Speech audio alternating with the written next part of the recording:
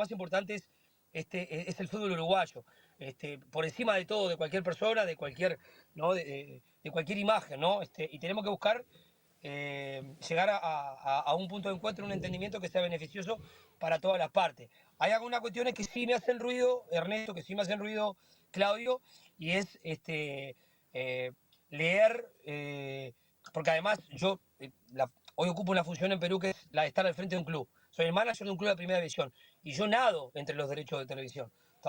Y el equipo se arma en base, entre otras cosas, a los derechos de televisión que digamos el club tiene, que son muchísimos, muchísimos en dólares, ¿me entendés? Que no pasa acá.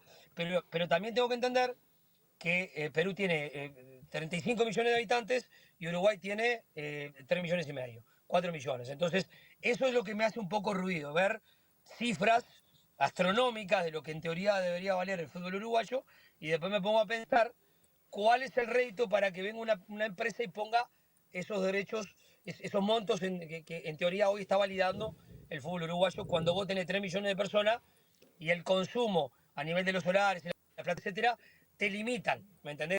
O sea, yo eso lo veo en Perú también.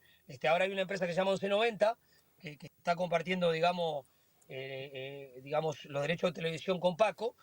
Tiene una gran cantidad de clubes, el resto lo tiene Paco, ¿no? Esos son dos fuentes de televisión. Y eso me parece importante porque quizás mañana capaz que 1190 aparece por acá. De hecho, algunos ya lo dijo, que podía aparecer, lo mismo que Tigo. Entonces, el modelo que ellos plantean en Perú hoy en día no está caminando. Es la realidad.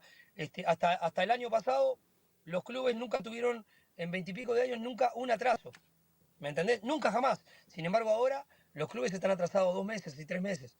Entonces, a veces las cosas buenas no son tan buenas. Lo que está por venir que es bueno, que en teoría te lo pintan como bueno, no es. La amistad tiene la honestidad por virtud y es auténtica, porque prioriza la confianza por sobre todas las cosas. Caras y caretas. Una voz amiga. Suscríbete ahora.